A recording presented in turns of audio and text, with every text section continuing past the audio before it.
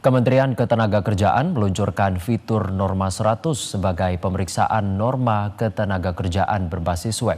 Pemeriksaan ketenagakerjaan ini menjadi salah satu inovasi reformasi pengawasan ketenagakerjaan dan mendorong transparansi proses pelayanan pelindungan ketenagakerjaan.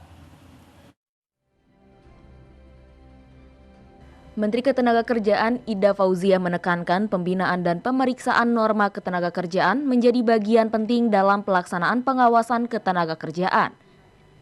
Menaker Ida Fauzia mengungkapkan berdasarkan data Profil Keselamatan dan Kesehatan Kerja Nasional Indonesia tahun 2022, diperkirakan jumlah perusahaan yang diberi layanan pembinaan dan pemeriksaan tidak melebihi 100.000 perusahaan per tahunnya. Sementara berdasarkan sensus ekonomi tahun 2016, jumlah perusahaan sebanyak 26,7 juta perusahaan. Norma 100 sebagai pemeriksaan norma ketenagakerjaan berbasis web dinilai menjadi salah satu inovasi pembinaan dan pemeriksaan secara digital dengan metode penilaian secara mandiri atau self-assessment berbasis formulir elektronik. Kita percaya kepada perusahaan, lakukan assessment sendiri.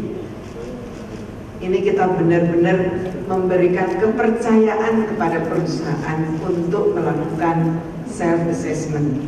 Meskipun self-assessment itu tetap aja membutuhkan pemeriksaan, memastikan bahwa self-assessment itu dilakukan secara benar. Menteri Ketenagakerjaan Ida Fauzia menjelaskan pada Norma 100, setiap perusahaan diwakili oleh pihak pengusaha dan perwakilan pekerja melakukan pengisian kepatuhan secara mandiri dengan menjawab daftar periksa yang memuat 100 pertanyaan.